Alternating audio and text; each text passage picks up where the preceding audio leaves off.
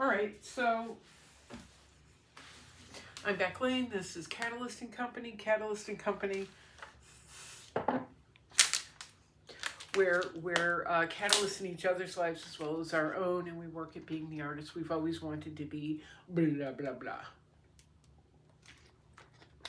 I started behind me or next to me is a canvas I started prepping to work on in a little bit. Since I got the fellowship 1 week ago tonight, I've been tearing through my to-do lists, a to-do list that I've had set up for years while I waited for somebody to find me. I've done things like reordered printed material so I can start sending out promotion packages and presentation kits.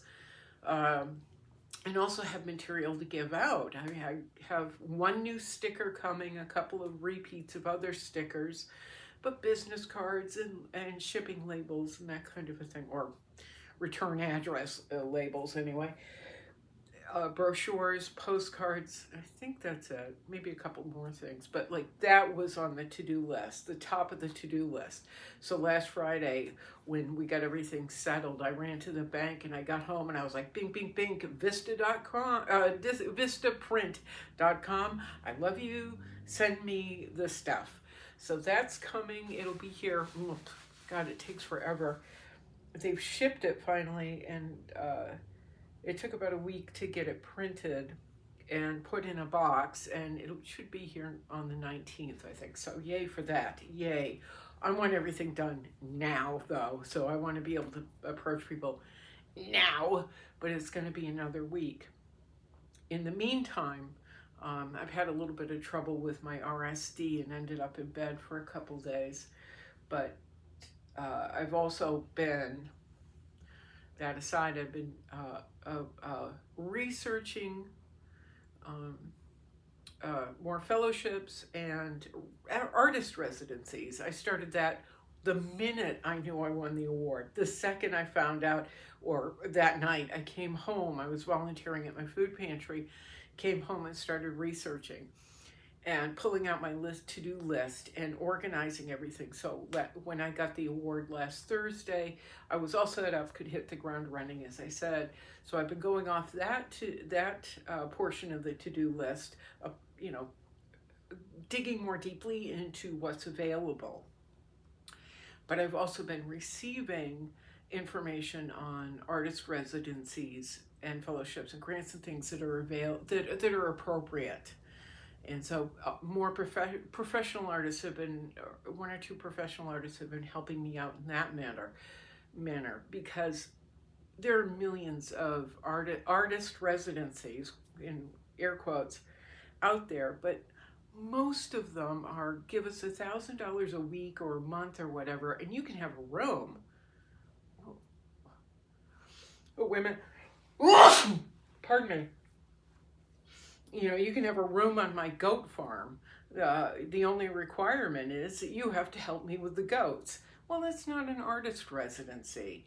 And I'm looking for things on a more professional level that say art is important. We will give you a stipend. We will pay you to come here and create the work that you create because we find you valuable. We find your work important and valuable. That's the level I'm not looking for. I'm not looking to rent a tiny little room and share it with somebody, which I've seen on a few artist residencies where you're going to have a roommate and share a bathroom in the hallway. No, that's all they have available, and I understand their organizations don't live at the level that I'm trying to, or don't exist in the level I want to get to. But I'm not doing that. I'm enough of my own roommate. I exhaust me. I don't need somebody else thrown into the mix. And by the way, I get up in the middle of the night to pee like 800 times. Why would I want to be worried about the person sleeping in the tiny bed right over there? It's not happening. So, and you'll have to excuse it if you hear car horns. I live on a normally quiet neighborhood street, but there is a ton of traffic because I live by Siesta Key in Sarasota, And everyone in the universe is trying to get over to Siesta Key all at once. There is one main road, Stickney Point, where there are 2 lanes. And so people are trying to bypass that traffic by coming down my little street and then honking at each other to get those 2 lanes, the original 2 lanes, to move ahead over a bridge, over to get to a road that's like 2 lanes, one going this way, one going that way. It's like Cape Cod, where everybody's trying to, I'm really important, cram yourself in there and get out of my way. And so you might hear car horns because it's super important they get to the beach right now. So anyway, yeah, I've been looking up artist residencies and filtering out the ones that aren't appropriate. That only leaves a tiny, teeny, itty bitty sliver of opportunities for the things I want to do. Most of the things I want to do are at a level, I'm gonna put my foot up, are at a different level. They're at a different level. I'm not a hobbyist, I'm not a crafter, I'm not paying you to sleep in a tiny bed with a roommate. Ooh, like it's, the 1700s and I made Lincoln. So the things that I want to do, the things that I have had on my to-do list, the goals that I have, being my own catalyst, the goals that I have, most of the venues that I would like to work with are by invitation only. So I'm trying to find, I've actually been applying to residencies that are the step below invitation only. Here's the fancy invitation only, and I'm applying to ones over here that other professional artists have said you got to apply here, you got to apply there, because if they like you, they like your work, they appreciate your work ethic, blah blah blah. You'll most likely end up with an open invitation because I have one, my friend so and so has one, my friend so and so has one. Just get your foot in the door, and then there you go.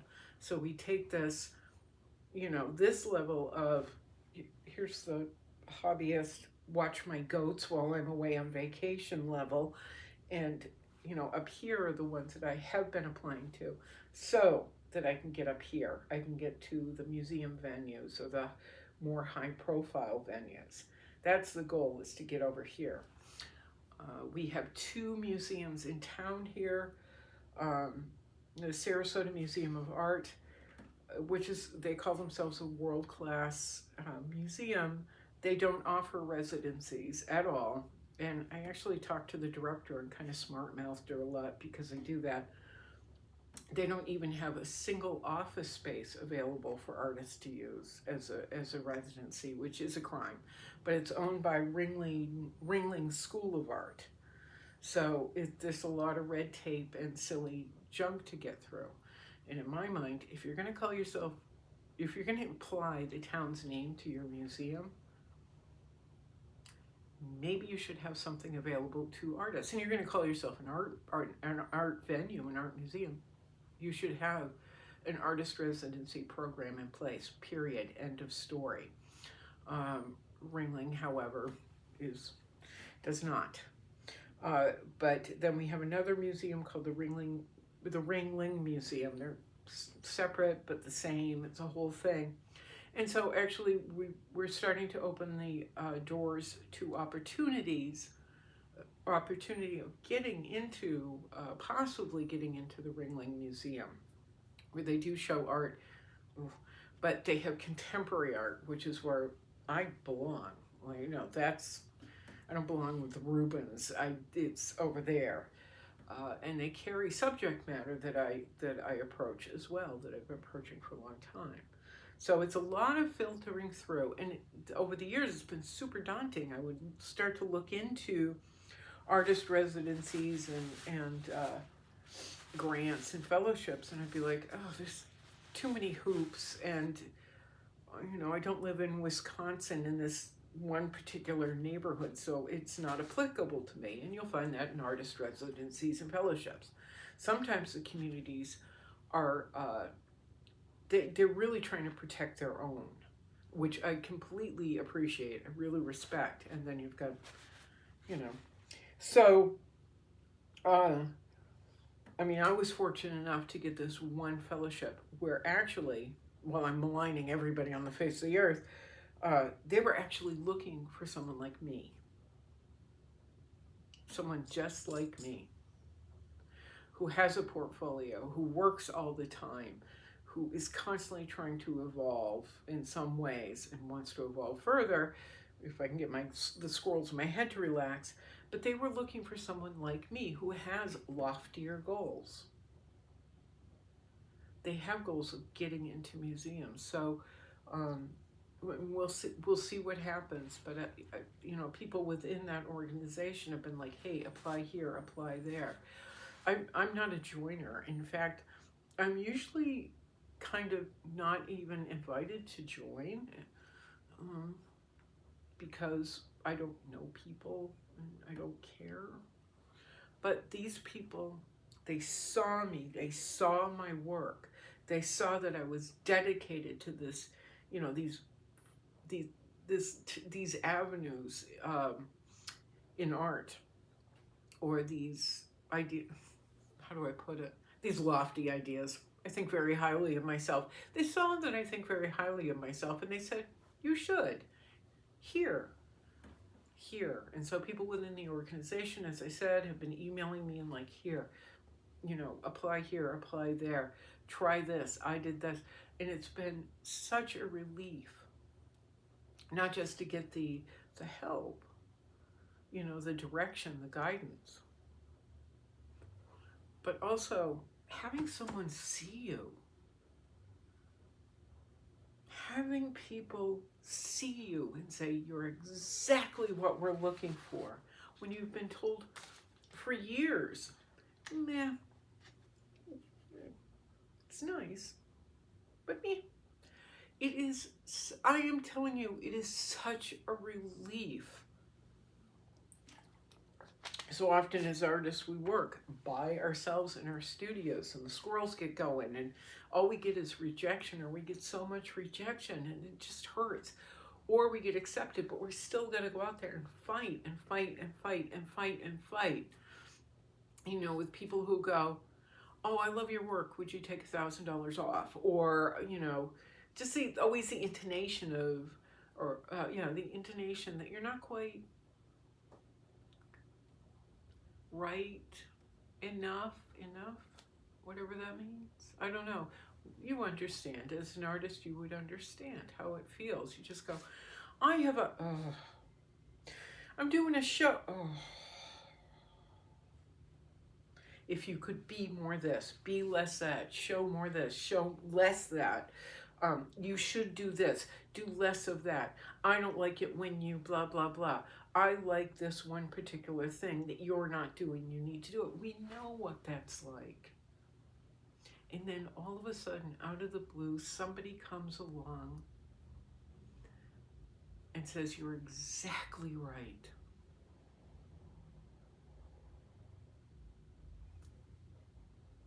I still kind of can't get used to it. I'm not used to being exactly right. I'm used to being the underdog and the one on YouTube going, we can do this. I swear to God, we can keep fighting. We can. Oh, I'm tired. Okay, let's not give up. I'm used to being that person. But now, apparently, I'm well loved. So I'm working on, but I've been stymied in this, not stymied, but I've been kind of stuck doing all these applications for hours and hours and hours and hours and hours on end. Sometimes up to 12 hours on end, looking things up, researching, finding out, you know, this is on a cow farm in the middle of Iowa, kind of artist residencies, but you know, it's work that has to be done. And because of the support I've gotten, because people actually see me, I feel like this is worth tackling. But I haven't painted, and I haven't painted, going up on this thing, I haven't painted in weeks maybe, or a week. So I have to take some of today and prep, sorry you're seeing my big fat arm, prep some of the canvas. I have 2 canvases left. I'm not willing to go out and buy more yet, even though we could.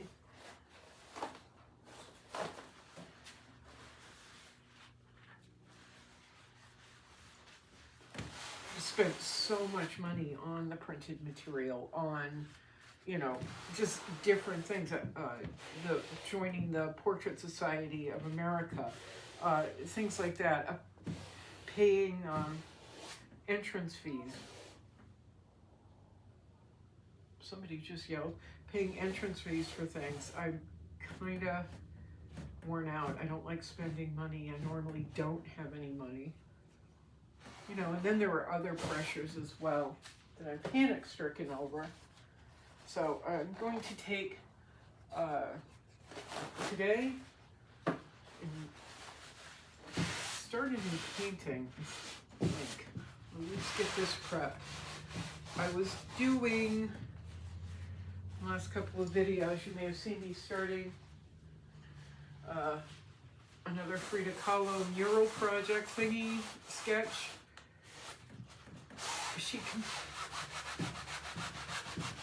The tape I had, the tape that was holding the surface up, came off the wall, and so she's literally laying on the floor behind me.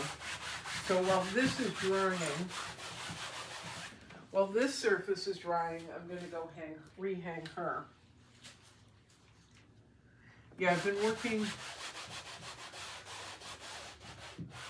on those mural projects, the mural sketches I was asked to do for what, 3-4 months, maybe longer, 5 months. We've received absolutely no word, especially, I'm a little chagrined because I'm a little chagrined because I was asked to do one particular subject, and it was for a company, and now we've been waiting over 2 months to hear back from the company. Really, it's, yes, let's move forward. That's the answer. Or, well, what else can we do? You know, can we come up with another sketch, another layout, which I've already said to the company, or to the woman in charge of it. Look, if these are rough sketches, these are just rough sketches, but let's work on something that makes everybody happy. And for whatever reason, corporate land isn't getting back to us. I don't know if, you know, one guy is waiting for another guy, waiting for their boss to approve. Oh, shut up. Which happens in companies and corporations. Nobody takes responsibility. Oh. That's just my assumption.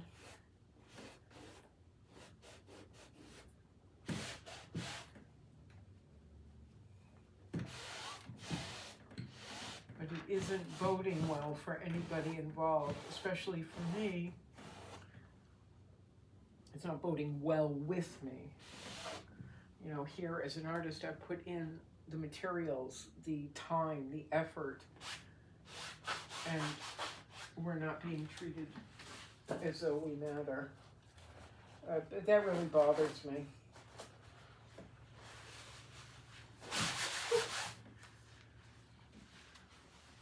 We've seen it happen before with other with other mural projects that I've been involved in, and some of them almost broke me. Some of them almost broke me, and of course, then there's museum show that never happened, museum exhibit that I was offered, and those people never followed through. That one really,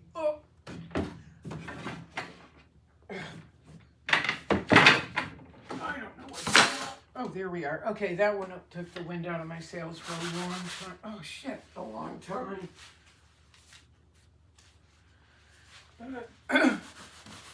Okay, that didn't happen like it was supposed to.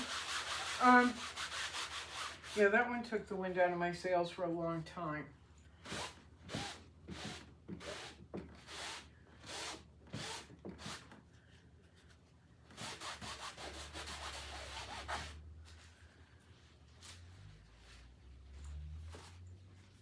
But today, I'm just going to prep this surface.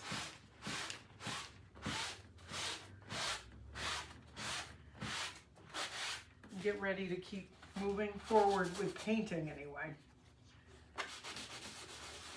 And put aside the research for a bit. Sick of sitting on my butt. My butt is sick of me sitting on it.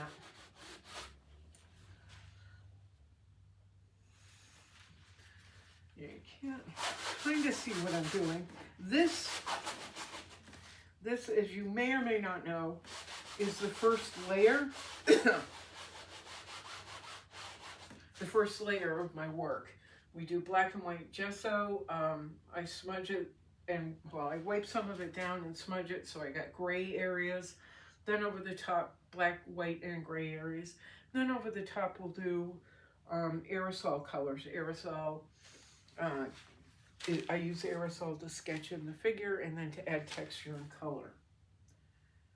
Thinking about redoing a painting of mine called Lil Ginkgo, L-I-L Ginkgo, and it's of a flapper. She's in New York somewhere.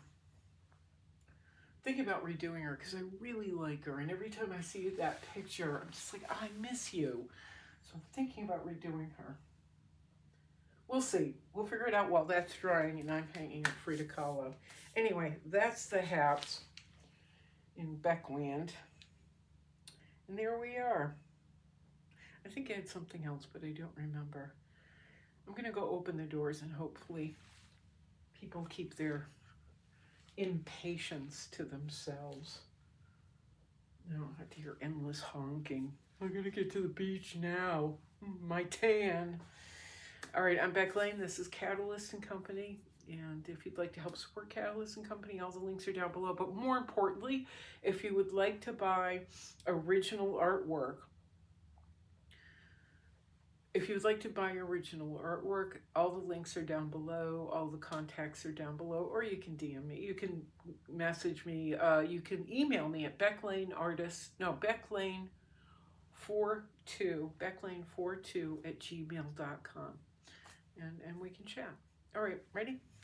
I think I gotta go wash up. Ciao, ciao. Ready, Carrie? Sorry, I forgot. Ready, Carrie? Ciao, ciao. Meow, meow.